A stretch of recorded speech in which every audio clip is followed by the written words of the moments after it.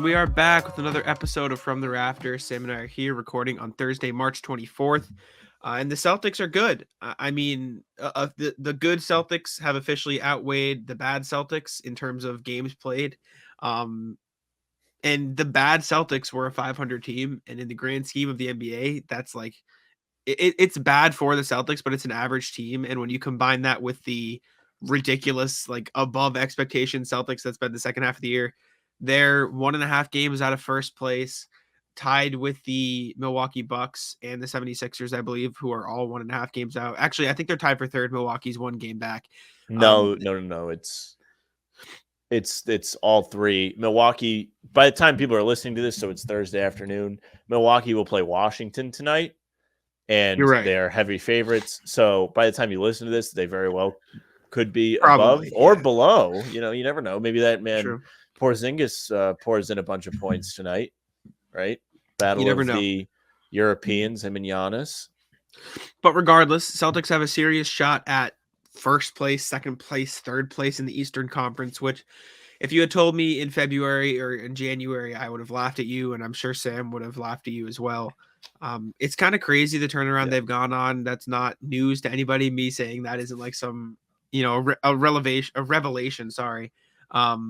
It's just like, I don't even know what to say anymore. I was telling Sam before the show, like, I don't even know what to talk about today because they've just been that dominant. Like, it's tough to find topics, and obviously we have some stuff like it planned to talk about later, but like they're so good that it's tough for me to find things to like discuss because they're just dominating teams. It's not close. They just took down the Jazz with the best offense in the NBA. They've won their last 5 games by something like a combined 20 points, 20 points a game. They just took down the Nuggets. They took down the Warriors. They dominated both of those teams, and they sprinkled in wins over the Thunder and Kings in there too. Took care of business. They're just the best team in the NBA right now. Yeah. And for those listening that don't do their own show, it is very difficult to do shows when they do well, because when they're bad, we can just say, we don't even need to have anything, planned out. We just come in and say, we're angry. This guy sucks. That guy sucks. This is the problem. This is the problem. Now they're winning, and it's great. I mean, and that's really, there's not so much to say about it. It's fantastic. And there's really not a lot more they can do right now than just keep smashing teams. And that's what they're doing. I mean, if you really want to get into it, it seems like they're getting even better. Like they have been great since, mid-January, but really, like, okay, they were great that month. They won a bunch of games. Then they only lost once or twice in February. And now they've only lost once in March.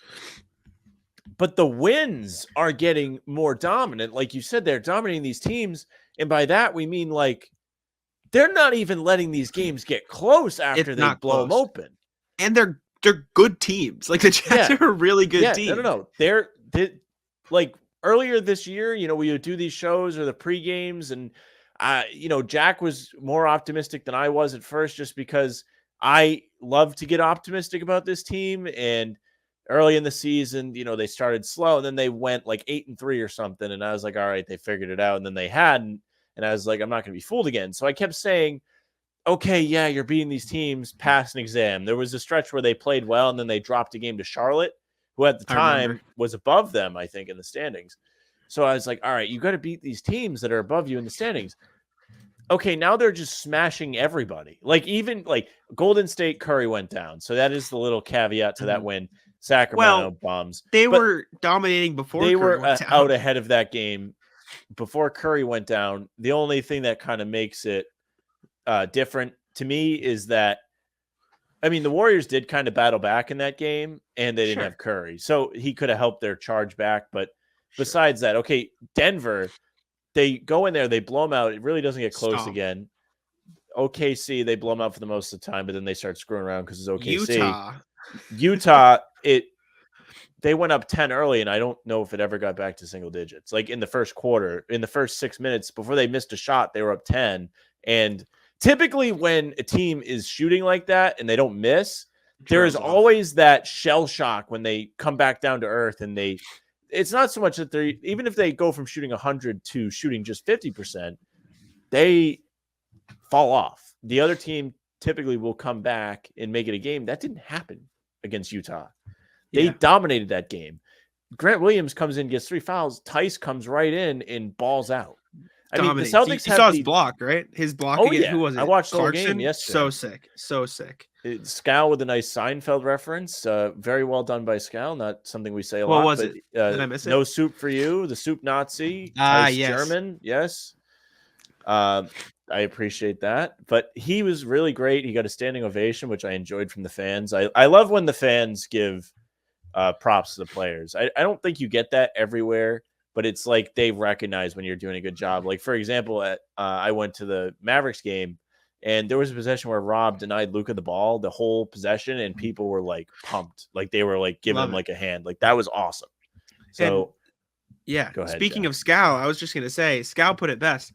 They're just embarrassing teams. Like that. Yeah. That's what it is. They're embarrassing the entire NBA right now. They dominated the Jazz. Like, when's the last time the Celtics had a close game? It was probably the Mavs, right? When they lost. Yeah, when they lost. Outside of that, that is like, no, let's not act like they haven't won close games during this stretch. You know, they beat Brooklyn. That was an awesome win, right? So close. That was a great game. They have won close games since getting hot. Let's not act like they can't do that. Like that was one of the first things I remember being like, you know, like I think it was Chicago they beat. In Chicago, they didn't even have everybody playing. They still had DeRozan, but like Caruso was out, obviously. Lonzo was down. There was a bunch of guys that were not playing. And I was like, yeah, but like that is a game they would never win. Like they finished the game on an 8-0 run. That was something that was like a little bit of an eye opener to me. I was like, oh boy, like, you know, that's a real win. They beat Charlotte in a couple close games at the Garden, or they won one close game at the Garden. They lost the other one, but the second one they won was close. Like they have figured out how not to crap themselves in the fourth quarter. And the stats, shout out Jack, will tell you that their net rating in the fourth quarter is what, like 13.2 positive, something around there. It's like ridiculous. First in the NBA, I think, in the fourth quarter. Tatum has. Go ahead. Sorry, go ahead. No, you finish. Tatum has like picked it up to another level. They just put Pritchard in there, and he shoots a bunch of threes in the fourth quarter, and they seem to all go in now. It's fantastic. I'm very happy for Pritchard just because he really had a good season last season. People were impressed by him, and he was kind of relegated to what he called a red shirt year behind Schroeder when he was here.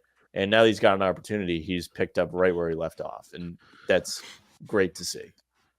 Yeah, the Celtics have only played 5 clutch games since the start of February. They're 3-2 in those games. I believe it's the Mavericks and probably the Pistons game. Yeah. But other than that, 3 wins. I think that's Brooklyn, the other Pistons game maybe, and then I think the Hawks maybe. Was the Hawks within 5 at the end, close to the end there? Yeah, I don't know. Or the Nuggets. It might have been the other Nuggets game where the Celtics. It might have been the other Nuggets game. It was that. That was. But regardless, very is what impressive. I'm saying. They haven't had to be in clutch games. Like, I understand that's a very specific element of the game, but they just haven't had to do that because they're dominating from the jump. And then the fourth quarter, their net rating is like 0.2, but that's only because half the quarter they're playing their bench warmers, right? Because they're not playing their real team. That's what their net rating is 0.2 in the fourth quarter. Since that might be on the season. Let me look.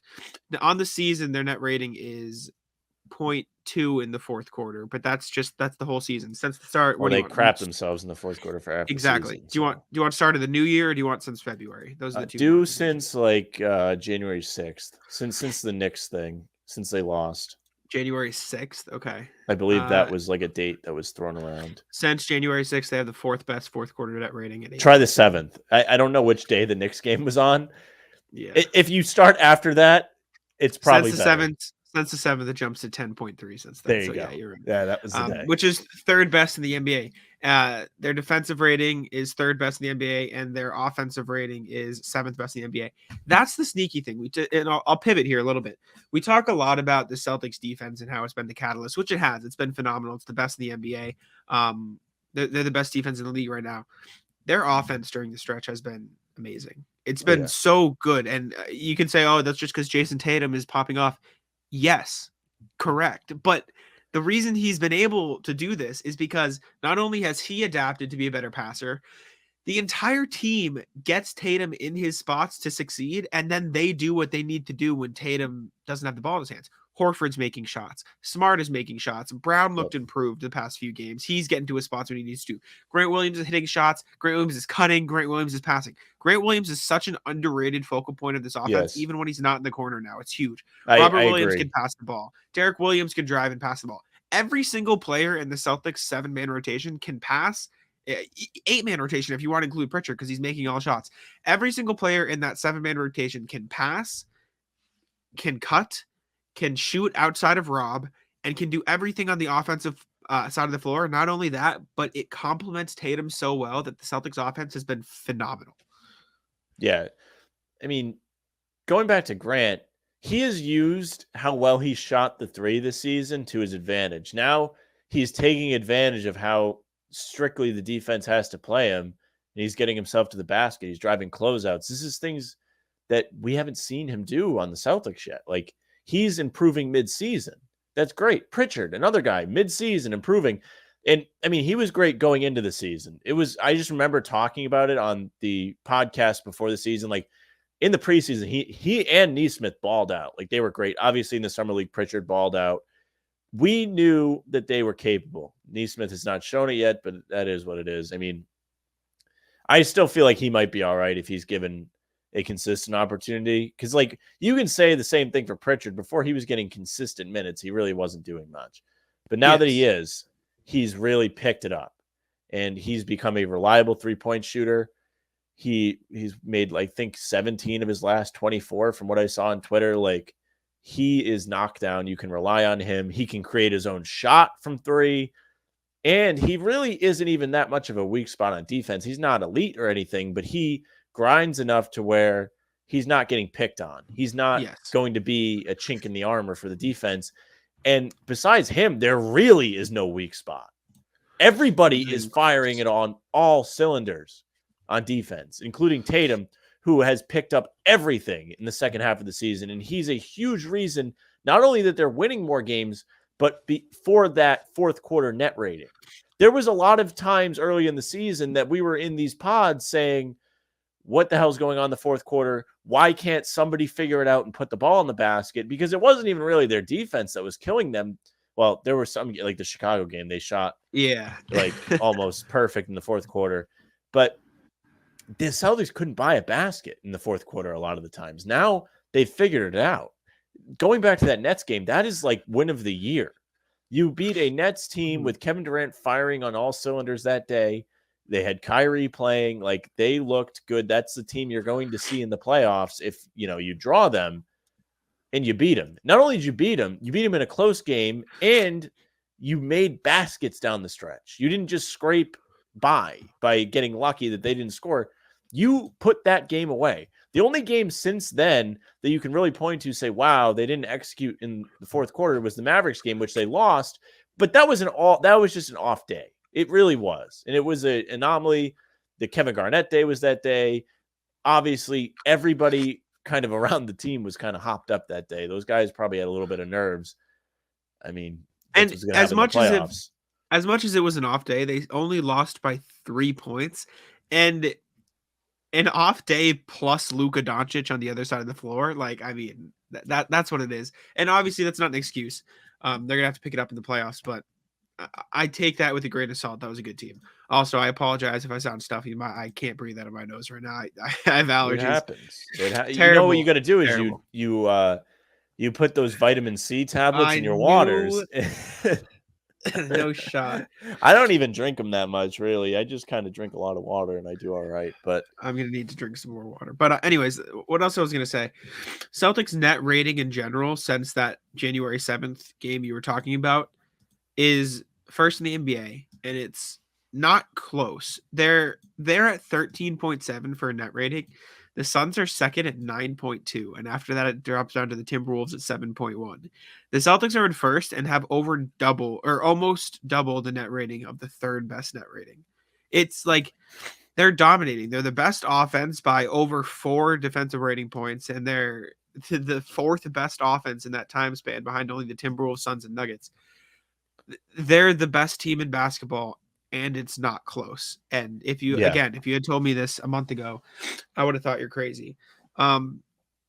That them losing or Yeah, not losing, they're 3-2 in clutch games, which they would have been 0-5 in, like November, yeah, is the only thing. And that's not their fault. They're not in a lot of clutch games. I mean, you can win a championship if you blow everybody out every night in the playoffs. It yes, just you typically can. doesn't happen that way. I'm sure they'll be prepared when the time comes for that. But I mean, keep steamrolling teams. We don't care. We just sit here and watch.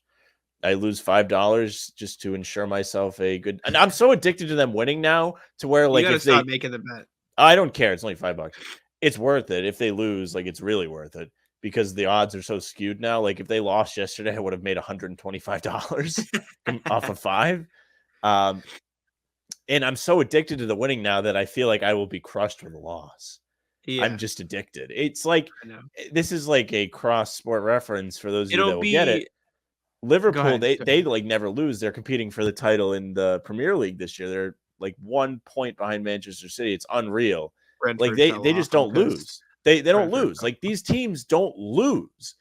Neither the Celtics. Like, I get the same high that I get from watching Liverpool now, knowing they should win every single game, that I do watching the Celtics. And that's not something I can say that we've really felt as fans in a very long time.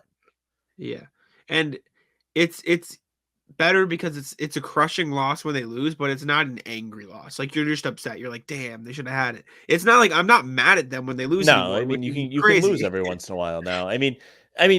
Now under the circumstances where we can get into this in a minute, Yeah, you're competing for the top seed, which is a very real possibility now, even though, like, it's probably less real than everybody thinks, because it's not like it's just the Celtics that are 1 game or 1.5 games behind Miami. Like, it's 3 different teams. So not only are you yes, trying to yes, catch Miami, but you also have to be better than those other teams. Like, there's a which lot is more that goes possible. into it, which Which is is very possible. possible.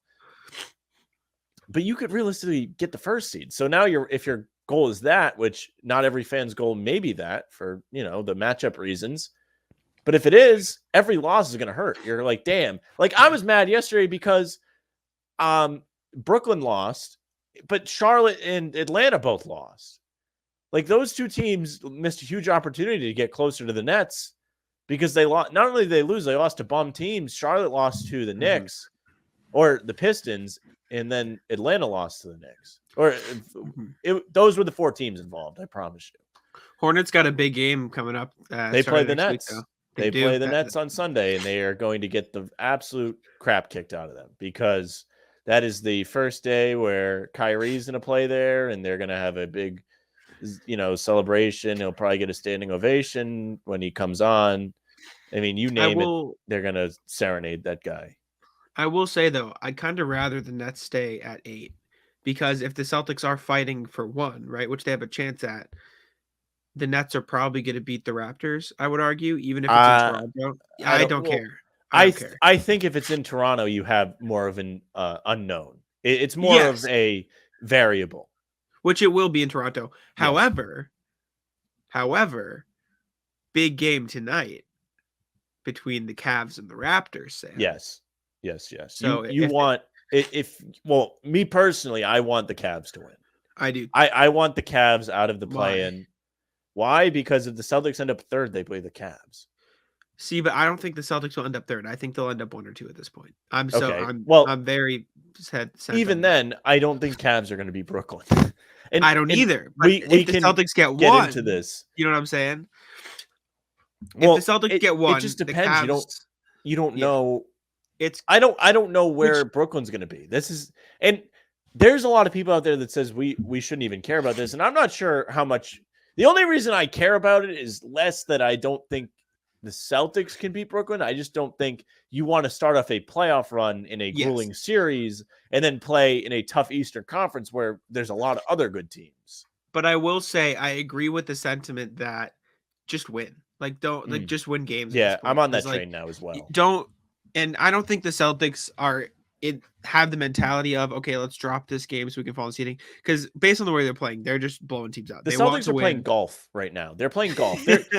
And what I mean by that is they're just competing with themselves. They are going out every night and they are seeing how they can improve, how they can set a new course record. Like, they want to I'd imagine the goal every game is to hold the team that they play against to the least amount of points possible, which is why Pritchard was, clamping up Jordan Clarkson up 25 with like no time left.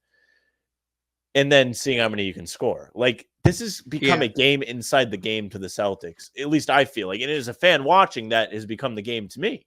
I'm like, all right, like the OKC game, like, yeah, sure, they won, but they really didn't have, it wasn't that great of a win, right? Like, you should have held them to less than 100 or whatever. Like, in a week, I won't care, but like watching the game, you're like, oh, okay, like if I'm Ime Udoka, I have things to improve on, which is good. You always want them to improve. That's how you win.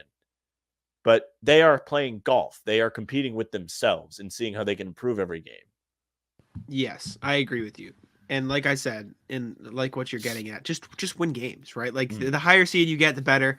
Especially considering the higher seed you get, the longer you get home court, right? And you're not going to get home court in the finals if it's the Suns. And this is obviously thinking way ahead here, but is it if though? It's anybody else, you have a chance to get home court. Like, how far back are the Celtics? That far back of the Grizzlies and the Warriors?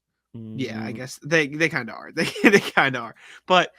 Regardless, if you're in the finals, though, does it go by record? Or does it go by what seed you are? Unless you're the same record. Seed. Is it the record? I don't know. I would assume so. I don't know. I don't know. Regardless, if it's a 1 seed against a 2 seed, I don't know if they give it to the 2 seed. I don't know how it works.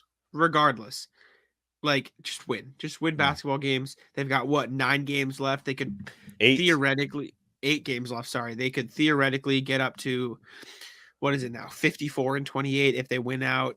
I would say they'll probably go like 52 and 30 just to be generous. I think they could win out, but just to be generous, just to be like, I have started pounding the Kool-Aid. They will be 54 and 28. I believe you, but if they're 5-3 and 6-2, they've got some tough games up. 5-3 would be tough. Just thinking about it, like I know how like dominant they've been, and then I know. If they all of a sudden go 5-3, people are going to be like, I don't think they'll go 5-3. I think 6-2. They're starting to lose games now. What's going on? What should we think? We won't be sitting down to do a show next week and then be like, oh wow, we have nothing to talk about. That's for sure. I think 6-2 or 7-1 is a more realistic expectation. I think 8-0 is definitely in the cards. I think 5-3 is probably the worst case scenario, which is a pretty good worst case scenario, I will say, considering it is, but it's not like it is in terms of. I mean, you'll still get however 50 wins. What are they? 45 wins now, so they would get 50 with 46. That? 46. So they would get 51 wins with that, which is good. And it's fantastic looking where they were. But knowing that they lose 3 games when they are in a race for seeding, that's the tough part. And it's funny, if you pull up the standings, which I have frequently been doing, which makes just opening the apps more interesting every day, because I care who's winning games that the Celtics aren't in, which is not something that typically happens for me. You'll see the last 10 thing has become my favorite when looking at the standings, because you can really see the progress they're making on these other teams. So over the last 10 games, the Celtics have gained 3 games on Miami. Over the last 10 games, they've gained 3 games on Philly. Over the last 10 games, they've only gained 1 spot on Milwaukee. Milwaukee's been rolling too. 8-2. Yep. So really right now, it looks like they're competing with Milwaukee. And then the other teams have been garbage. They have been like Bulls. Chicago 3-7, Cleveland 5-5, Toronto. The Raptors have been better, but Brooklyn 6-4, Charlotte 7-3, Atlanta 5-5. Yep. I mean, besides that, you're not seeing too much. Like the last 10 is my measuring stick to just how much better they've been than other teams is the best way to phrase it. Yeah, no, I feel you. It makes sense, and like I said, I think they have a real chance to move up to that 1 or 2 seed, but I guess we'll see. I love that. I have got on the Kool-Aid train there where I want the 1 seed. I like the idea of the Celtics being home court throughout the Eastern Conference playoffs. I think the Garden's a good place for them to play, even though 2 of their 3 losses in the last 2 months have been there rather than the road. Yeah. It's a good place for them to play. The atmosphere is great. Obviously, people in there right now are very excited about the team. It's a completely different environment than it was in December and October. That's for sure. Yeah, 100%. I mean, it's fun to watch again. They're fun to watch again. This is the most excited I have been about a Celtics team for a long period of time, probably since they were going to the finals. But like in a bottle, the most excited I've been since the bubble. Is because there was before the OG shot. I mean, you really could have thought they were going to win. Like they were doing what they're doing right now, but to teams in playoff series. Like they blew out Philly like every game. They blew out Toronto both games of the second round, and then they should have won game 3, and then they would have probably easily moved on, but instead they got into a dogfight. So just keep steamrolling teams. I'm more excited it's about this team than the bubble team. Oh, me too. I'm more excited about this team than the bubble team. I think, and we can get into our expectations momentarily. If you did not listen to the pregame, we gave you if you listened to the pregame, we gave you a little preview yesterday of how we feel. Yeah. But I mean, I am fully on the Kool-Aid. Like I think they can win. I think they can win a title. And I think for me not to be disappointed at this point, they have to make the Eastern Conference Finals. There are caveats to that. We did kind of touch on that yesterday. There are circumstances where you like kind of throw your hands up and go, whatever. Like it's like they got unlucky or whatever.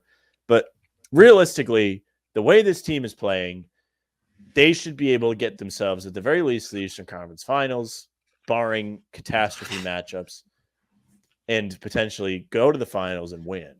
I think they can win the finals. Yeah. I think they can legitimately win the NBA Finals. And the caveat you're talking about, I mentioned on the pregame show the other day, like Sam said, say they get matched up, worst case scenario, and I'm talking absolute worst case, they get 1 or 2, they end up playing Brooklyn.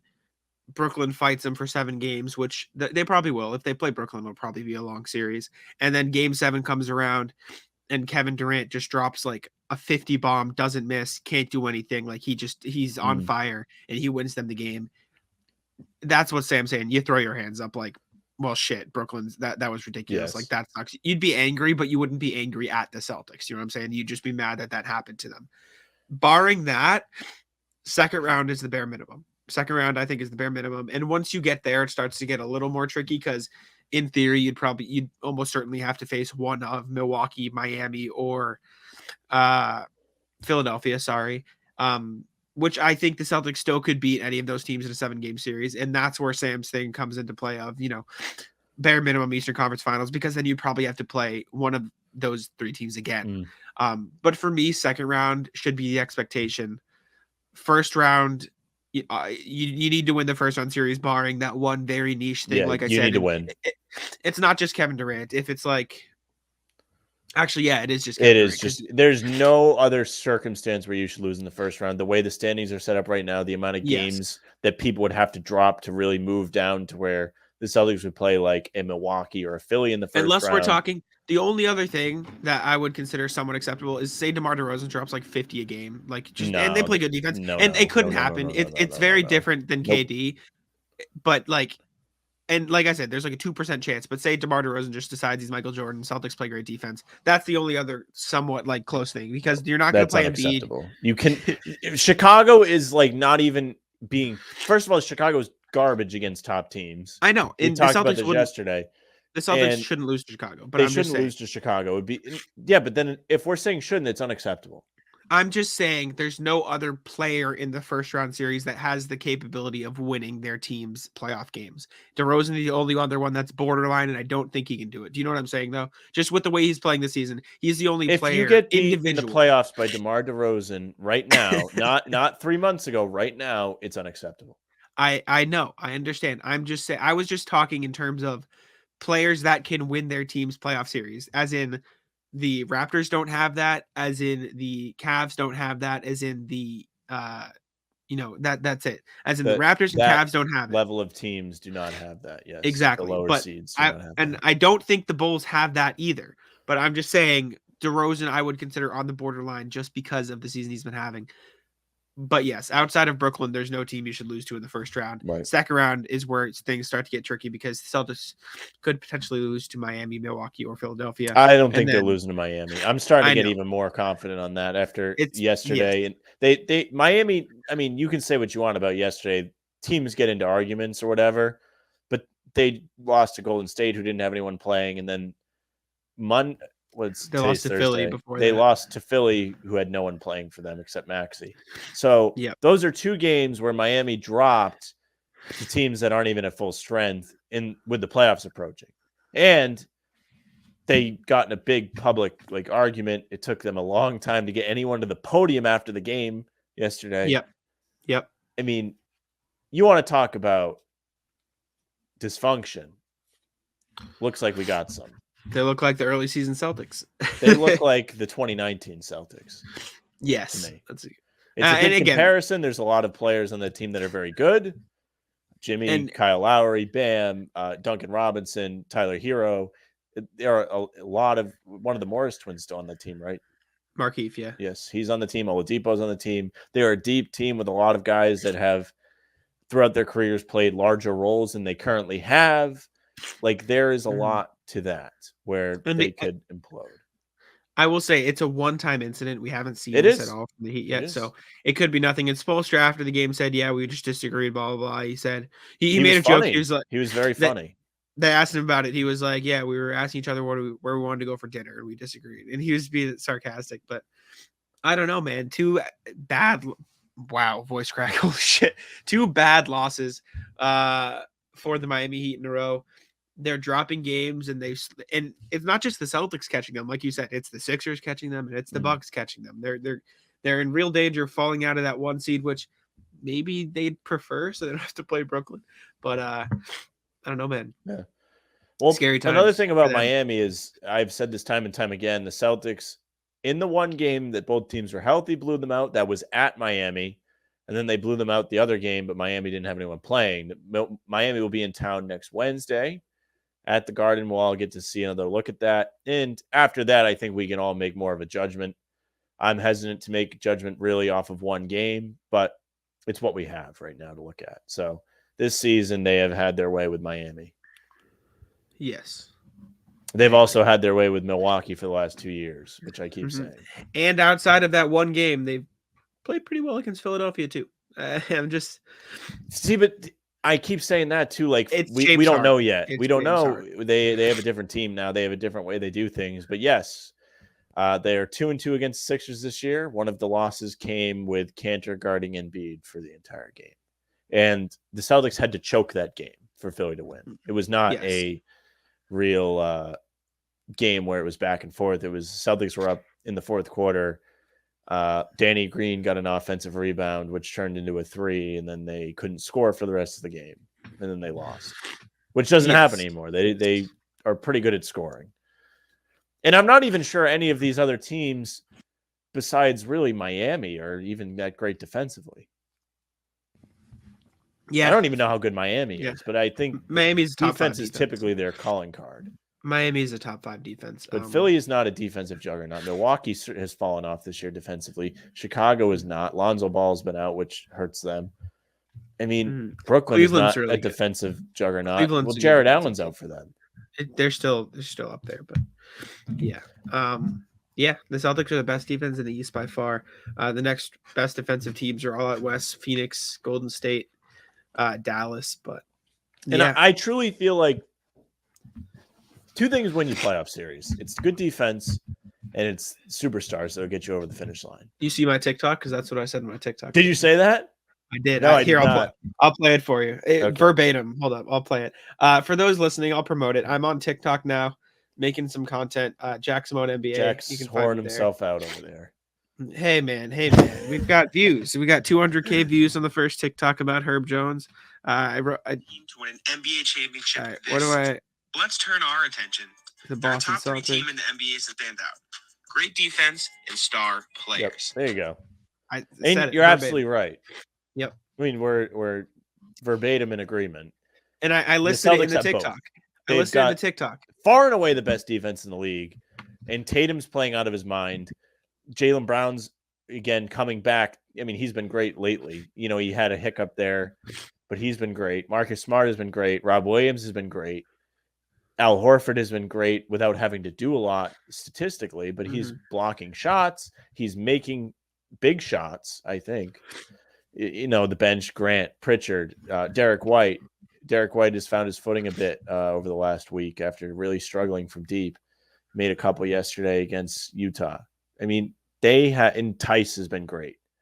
They have a very deep rotation, especially inside, which is good if you play Embiid because you're going to have to throw bodies at him. So you can trust Tice to play defense. You can trust Grant Williams to play defense. You trust Al Horford to play defense. Trust Rob to play defense. Those guys to different extents, of course. I mean, I don't want Tice trying his best the whole game, but if you have to put him in the game, it's not going to hurt you. It's not putting Cantor in the game. Exactly, and that's the key. And you look at the past 3 champions. The Bucks were a top 10 defense. They had Giannis. The Lakers were a top 3 defense. They had LeBron. The Raptors were a top 5 defense. They had Kawhi.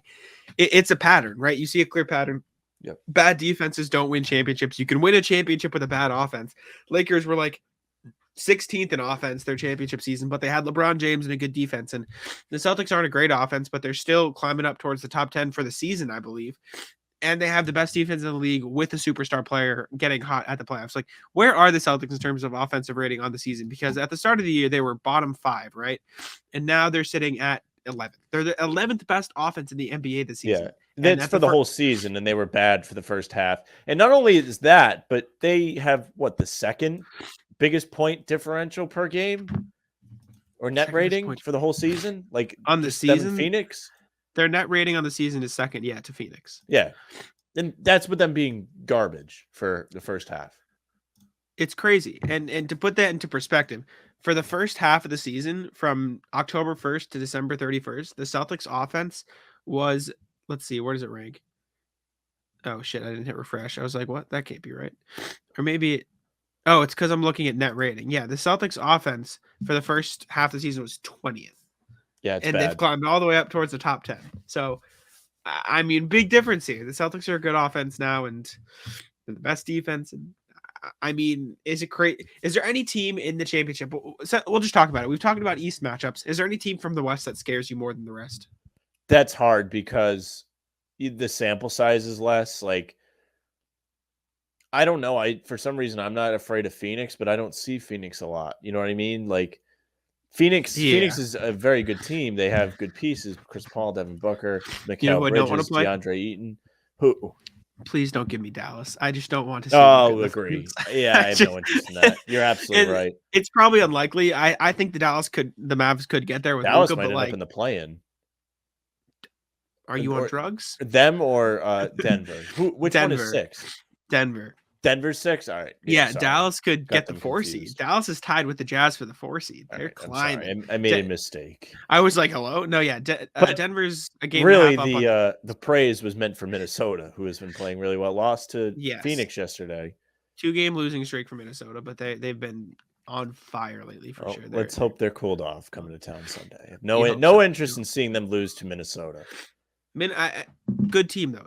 I think it'll be a good game. Then again, I said that about the Jazz. I said the Jazz would be a good game too. So I don't really know. If it is a good game, they better win. I would love to see a good game and have them win. That would be that's the only thing today talking about. We've been like, listen, like the sample size is not there to say they're dominant in clutch games because they're not. Like that's the one Achilles heel this team has.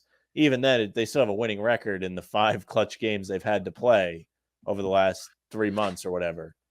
Yeah. Okay. So if you're in one, give us some reassurance. And at least one of those clutch games, both Rob and Smart were out. The Pistons won, so you can make it 3-1 if you want. But it's still the Pistons. But regardless, Cade Cunningham got away with a travel in that game, and then Grant hit the game winner.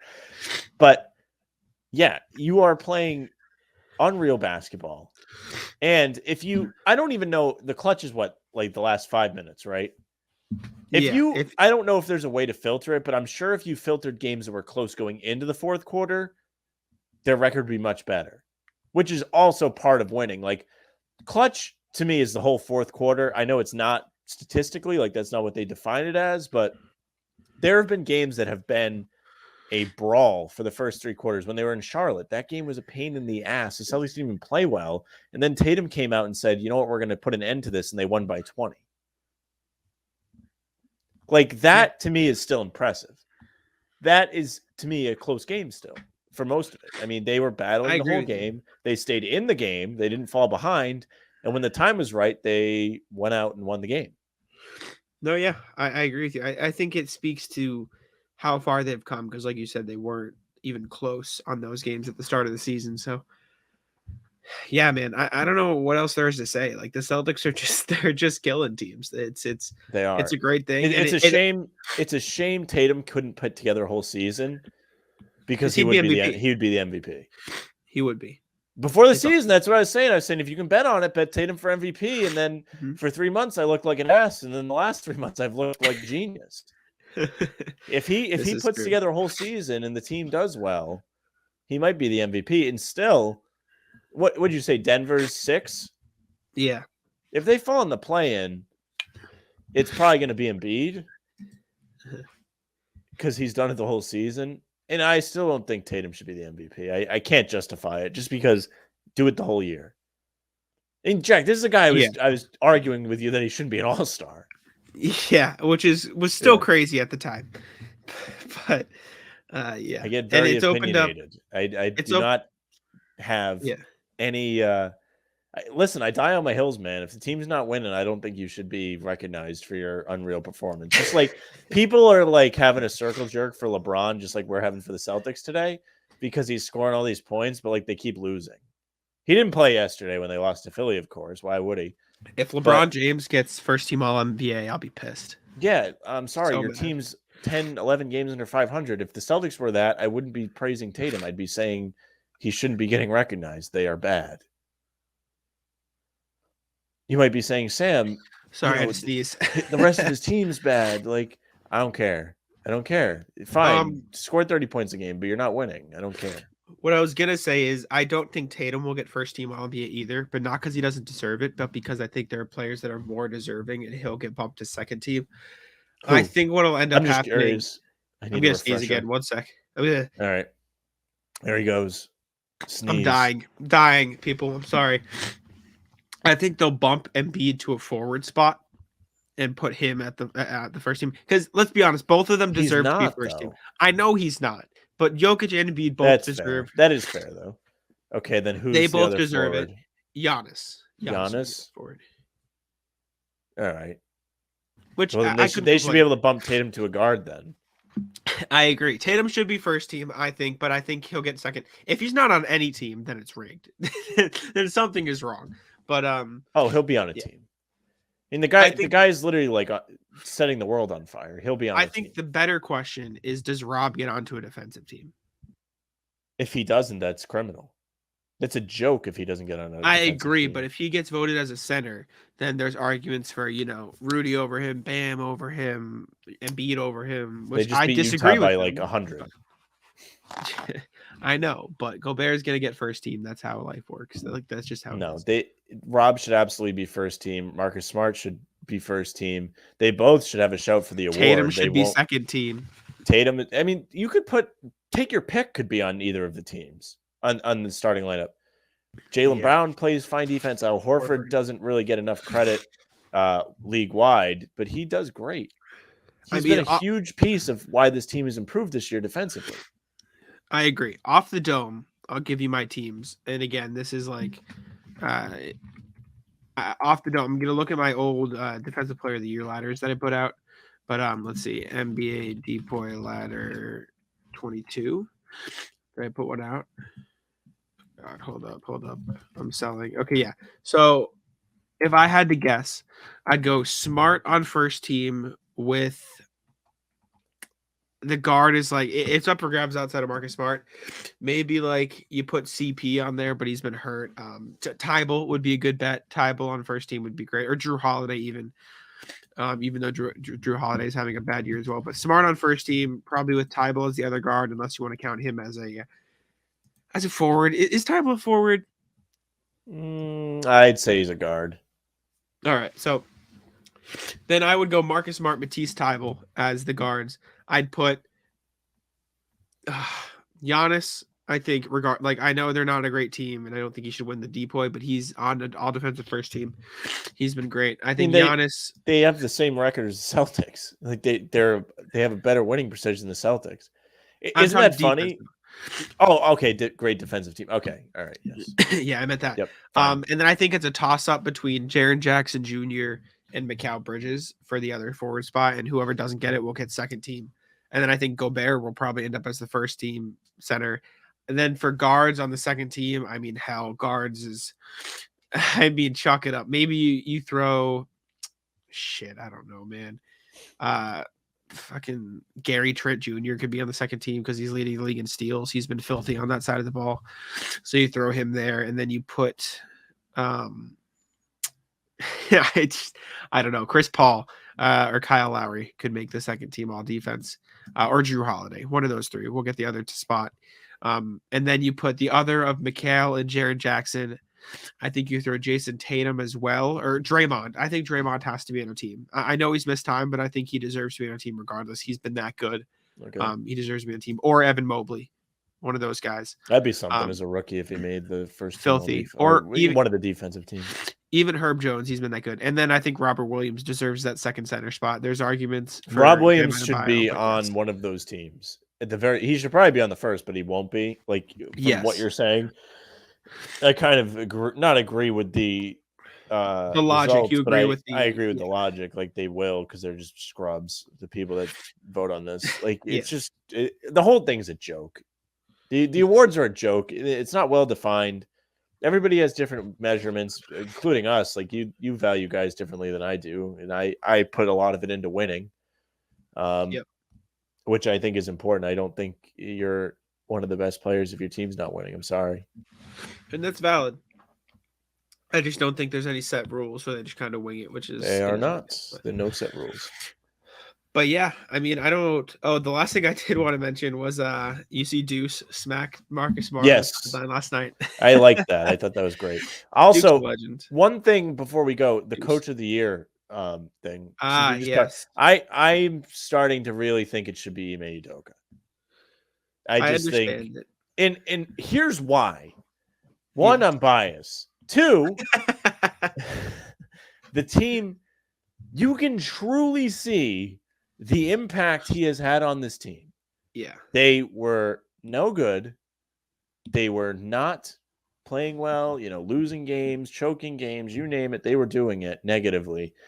And he's got them playing like a well-oiled machine. I mean, the in-season turnaround that he has been at the helm of as the coach, he deserves credit for. Just like now, I don't think it's correct that coaches get the blame when the team's bad, but when they are good and they have gone through a change mid-season and improved, I think they deserve some credit for that. I agree. I think that's kind of what coaching is. I agree. And I think I've said this many times. I think it will be Monty Williams, and you can't really argue it. They have the best record. I don't know what to tell you. I mean, I won't have a fit. Now, if it's somebody like Malone there in Denver, something like that, where they're, near the play, I'm not saying that's a name that's been thrown around. I don't know what I'm talking about. No. Can I Google it? Coach. Jeez, I couldn't get the mute button. Coach of the year. Coach of the year NBA betting odds. I wonder what it's looking at. If I had to guess, I'd say. Is it on the Twin River app? Let's see. How well do we do here, Rhode Island? The only person I think will piss you off is if JB Bickerstaff wins because they've fallen off. My man, funny dude. No. Cleveland. Yeah, no. He should not win. You're absolutely right. But no, but I think Jenkins. He deserves to be. I think Bickerstaff deserves to be in consideration. I agree. Just because of where the Cavs were last year with a very similar roster. He was also the coach last year, but that's neither here nor there. Okay, so right now, Monty Williams is one. He's the favorite by a lot, minus 1,000. Yeah. Eric Spoelstra is next, plus 700. Taylor Jenkins is third, plus 800. JB Bickerstaff, plus 1,000. Udoka is next up, plus 1,500. Then there's Billy Donovan, Steve Kerr, Doc Rivers, Michael Malone, et cetera, et cetera, et cetera. I think Chris River Finch app is no good. No awards you can bet on. Only futures. Only winners. Where is Celtics standing in terms of let me finals check. favorites? Hold on, let me put this in real quick. I also think Chris Finch deserves some more credit. I don't think he'll get close, but what Minnesota's done this year is really great too. So I think he should be further up on that list. Let's have a look. Sorry. No worries. I'm curious to see. If I had to guess, I'm going to guess right now. I would say that Celtics are probably 4th or 5th in terms of title odds right now. And I want to see where I'm at. If I had to guess, I think Suns would be number 1. I believe they talked about this on the radio today. It goes Phoenix plus 350, Golden State plus 600, Brooklyn plus 550, Milwaukee plus 650, Philadelphia plus 750, Miami plus 1,000, Boston plus 1,400. Okay. I understand. So they said, but hey, everybody at the top of the East is better than the Celtics, is what they said. And Brooklyn. Yeah. They said Brooklyn's also better. That's kind of crazy to me. I mean, I understand it, but I don't know, man. That's kind of wild. I may have to put a wager on this, actually. Send it. All right, this is pissing me off every time. Can you hear this? Can you hear the thing like making the noise on my computer because my iPad's plugged in? No, I can't. That's funny though. Yeah, it makes like this dinging noise. It's like, hey, can we access your photos and videos? Yeah. And I'm like, yeah, sure, whatever. And then like 10 seconds later, it's asking me again. It's like, just double checking. Like, can we? And I'm like, yeah, go for it. Classic. I just put $20 on the Celtics. There you go. How much would that pay out? 280. There you go. Anyways, that's all I had for today. Is there anything else you want to talk about before we get on out of here? No, you guys should all be very happy. We got 50 minutes out of a show where Jack sat down and said, I don't know what we're going to talk about. This is true. Also, in other news, Chris Paul is probable tonight. So who are they playing? They're playing Denver. I don't good game. care. Could be a good game. I'm just saying it's big for the playoffs. The East is not involved. I don't care. I'm just saying for the playoffs in general, Chris Paul being back is huge. And if the Celtics make it that far, that will also be huge. But good for them. Anything else? Like I said, yes. Dwayne Wade was at the game yesterday, and on the broadcast, they said they were cheering for him. So if you were there and you were clapping for Dwayne Wade, shame on you. You should have been booed. I was very upset. I wanted to tweet about it, but I was like, no one's going to care that I'm yelling at a cloud. But you should not cheer for Dwayne Wade. No. You can't do that. I like Dwayne Wade. That is bad Celtics fan behavior. I love Dwayne Wade. I mean, you shouldn't like yell at him and like say mean things to him either, but you should boo him. You should just say, like they did to Isaiah Thomas at the KG thing, they should have given him the same treatment. Nah, I like Dwayne Wade. Fan. Yeah, he's a cool guy. His arm. There you go. All right. That's all I got for today. That's all for us. Thank you guys for listening. We appreciate it. Sorry, it's been a while since our last podcast. You got busy. Celtics were playing a bunch of games. Tough week, man. Like there's just a bunch of games. We try and drop these when there's a break, so we don't drop it and then it's irrelevant. So yeah, here we are. You got 5 days to listen to us. There you go. You twiddle your thumbs in between games. Yes, sir. But thank you guys for listening. I'll throw it over to Sam. Appreciate it. Yeah, thank you guys very much for listening or watching. If you're watching on YouTube, you're likely on Bannertown or Guy Boston. Subscribe if you are. If you're on Guy Boston, you can catch us an assortment of Jack, me, KJ, or Tim doing the pre-games before every game, a half hour. We've gone on a little early lately just because we're all on the Kool-Aid so much, or we're having silly conversations that you guys should be a part of. We always appreciate the people that show up there, too. It's a lot of fun. If you're on a streaming service, follow us there. You can get the new podcasts every time, just in case Jack forgets to tweet them, which does happen. He's always very good about it, though. He does all the editing, so he deserves the credit. But yeah, you can follow Jack. I'm trying, man. Come on. Jack is very busy. You can catch all his work at Jackson1NBA on Twitter. If you want to see me complain, you can follow me at Sam Francis. That's it. Tic-tac-toe. Come on.